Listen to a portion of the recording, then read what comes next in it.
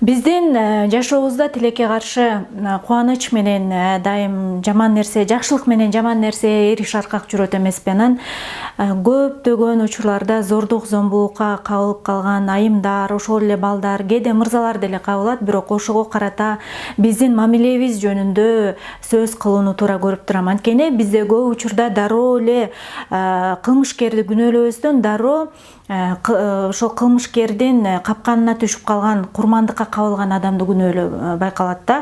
Анткени мисалы зордукта алып калган аял затын биз дароо эле өзү жакшы жүрбөйбү, өзүн мындай кийинип алганы да начар болсо керек, кыскасы кунажын көзүн сүзбөсө бука жибин үзөбү деген макалдар менен ого бетер жардамга, колдоого муктаж болуп турган, кыйынчылыкка кабылган аял затын басмырлайбыз. Керек болсо кичинекей кыздар педофилге кабылып калганда дагы кичинекей кыздарды айыптаган маалыматтарды окуп ушунчалык жүрөгүм ооруйт.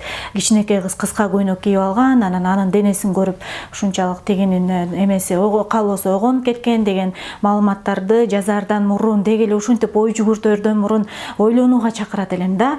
Бул адам кандай кийинет, адам кандай жүрөт, бул нерсе башка адамга аны зордуктап коюуга эч качан укук бербейт. Демек көйгөй ошол өзүнүн сезимдери менен иштеше албаган, өзүнүн каалоосун тыя албаган, ошол ооруга кабылып калган адамда көйгөй. Ошол себептен келиңиздер, деги эле өзгөчө биздин кыздарыбыз, Кудай сактасын, бирок ушундай абалга кабылып калган болсо, эң эле биринчи нерсе кыздарыбызды бул окуя болуп кеткенден кийин кайра ушул нерсе жөнүндө сурап, кайра да ушул окуяны эстетип, мисалы кайсыл учурда сурайт, тергөө жүрө баштаганда адистер, бул тергөөнү жүргүзгөн тергөөчүлөр, милиция кызматкерлери же болбосо дагы психологдор айтор атайын адистер сураганы эле жетиштүү да. Ошол учурда дагы ошол адистер эске алса, аны күнөөлөө, аны уяткаруу максаты деп айтпайм, ошол ноталар байкалбаса биздин сөзүбүздө, абдан жараланып турган жүрөккө, жараланып турган жан дүйнөгө абдан аябоо менен, аяр мамиле менен суроолорду салсак дагы жакшы болмок. Ата-энелерге кайрылуу, эгер балдарыңыз ушундай окуя кабылып калган болсо, кээде бизде кыргыз элибизде жакшы салт бар, барып сурап коелу, көңүл айтып коелу, билип коелу деген, бирок келип алып кайра бала ошол окуяны унута албай атса, бала ошол абалдан чыга албай дагы деле жан дүйнөсү жаралуу болуп турганда барып алып, эмне болду, кайра айтып берчи башынан деп, анан дагы ар бир деталин сурай баштайбыз да. Бул өтө чоң катачылык.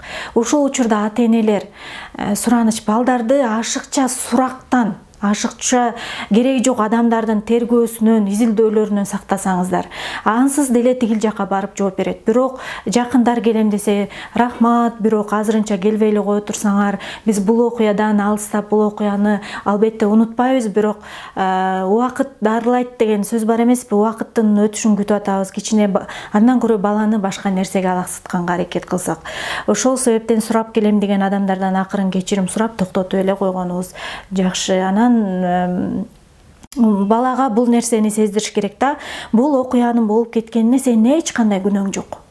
Бул жерде кенедей да күнөөң жок. Бул окуя ар бир адамдын башына келиши мүмкүн, бирок тилекке каршы сен кабылып калдың, бирок эч нерсе эмес. Бул нерседен кийин сен бир жериң кемип калган жок.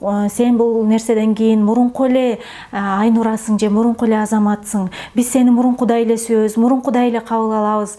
Бул жашоодо болуп кеткен тек гана кара сызык. Бул буюрса артта калат, баары унуткарылат. Бир нерсени эске алсак, курмандыкты, жаман окуя кабылган адамды күнөөлөө, андан кынтык издөө, бул кылмышкерди актоо болуп саналат.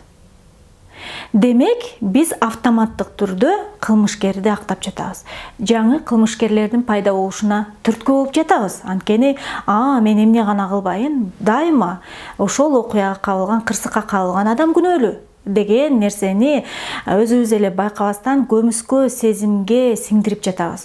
Ошондуктан ушундай кырсыкка кабылып калган адамдар менен иштешүүдө, ошондой жакындарыбызга мамиле кылууда аябагандай аяр мамиле кылып, керек болсо ушул тууралуу интернет айдыңынан атайын билимдерди издеп, окуп, кандай алып жүрүшүбүз керек, мына көңүл бурсак сонун болмок.